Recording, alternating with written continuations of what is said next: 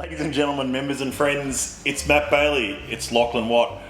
We are here at Whisky Alement, back again to open another archive bottle. Yeah. This is really exciting. Is this the fourth or fifth we've done now? Fifth, I think. Fifth. This is really exciting. Yeah, very. I noticed that you've angled it away from the camera for now to keep the reveal going. Yeah. We're back into bold red code era. So we had a grain whiskey last month. Is that right? Yeah, we did. Yeah. G9.3. How's that been received downstairs? Quite well. Some people have been really enjoying it. I've been really enjoying it. Yeah. Grains are hugely underrated, as we've said before. Yeah. And this time we've gone with some old livery glassware and old water carafe because we're going back in time again for July. Yeah. So with July Outturn hitting the bar, you're also opening this malt whiskey. We're back to malt whiskey. Back to malt whiskey. I think we're a malt whiskey for the rest of the year. I think we are. Yeah, that's exciting. Yeah. Do you want to do the big reveal? What is it? Yeah, absolutely. So we have 37.81, which is a whiskey that is Orange Turmeric Margarita in this menu, especially by myself and Julian. When we first got this, we absolutely loved it. There's a certain, I'm going to say almost, there's a whiff of smoke and sort of old train yard note I get off this distillate. Yes. Does that make sense? Yeah, there is a tiny bit to it, but it's also accompanied with that classic huge peach note, which... Yeah. Well, do the honours, please. Absolutely. It's yours. Let's crack it open. We're cracking this open now as a bit of a preview of what's going to be on the bar. By the time you're watching this, it's probably available on the bar. So do the honours. And I'm looking forward to seeing how this is held up. So you would have picked this bottle up maybe, 4 or 5 years ago? 2015, 2016? Oh, okay, 6, 7 years ago. 2016, Yeah, okay. 2016, I'd say. So, sitting, slumbering away for the last 6 or 7 years. Let's cheers. Cheers. Thank you. Oh, might need a moment to open up, but that's immediately quite... It is quite cold up here. It is a bit chilly, yeah. Let that warm up a bit. It's a shame we don't see enough of this distillery's spirit. Yeah, 37s. We don't see too many 37s come through there, and they're very popular when they pop up. If you're just watching this video after watching another one recently we've just put out, was talking about Distillery 105 and Distillery 64. Both codes we've not seen in a while, especially 105. And this one is 37.81, which is also not a higher number. 81 casks over 40 years is just two a year at most.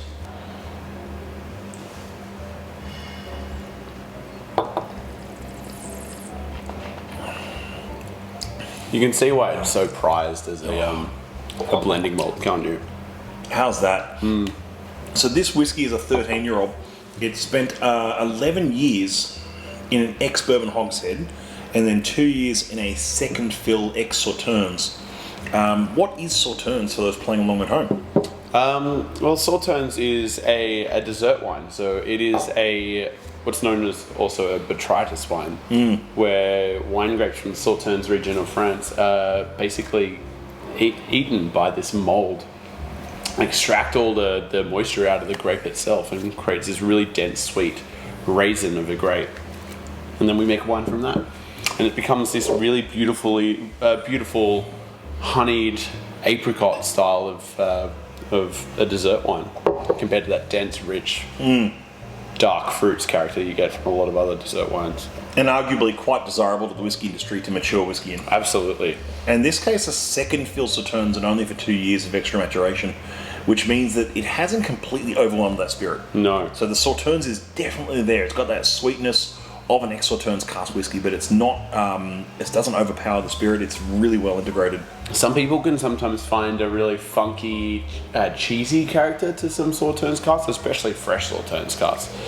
So the restraint using a second fill sauternes cask and for a shorter secondary maturation has definitely aided that spirit. That actually works really well with a drop of water, just by the way. Yeah. That brings out the sweet notes a bit more. Opens it nicely up. That's great. I think that that stone fruit character of the spirit itself will play really well with that wine cask. So available in the bar now, by the dram, by 15 or 30 ml pour. Yep. To members and non-members alike. Yep. and it's on par with the rest of July Outturn, which I think is one of our most diverse and interesting outturns we've had all year. I've been very excited to open a few of these bottles. Yeah. They only just arrived the other day, didn't they? Yeah, they did. That's lovely. I'm going to sit on that one for a while and take my time with it. But Lachlan, thank you so much for opening yet another cracker from the archive here upstairs from Whisky Alement, and in Melbourne Whisky Room, I should say, from the Society Archive upstairs. It's so good to have known that these have been put aside, and you don't think much about it until sort of like now. It's like 6 or 7 years later. You go, wow, like let's pick something out that's members will appreciate. The bar's open. Everything's really kicked off again. So we're now hit the July. Archive bottle of the moment, if you like. Yeah, archive absolutely. bottle of the moment. That could work. Archive dram of the month. We always put away our favourite ones from the Outturn as well. So yeah, it's curated. That's what I love about the cabinet. It's a curation of stuff that the team has loved over the years. yes, Well, I'm going to sit on that for a while and continue enjoying this with you. Thank you so much for your time again. no, my pleasure. Looking forward to coming downstairs and trying this with some members, and I hope to see you at the bar soon. Yeah. See you later. Cheers. Cheers.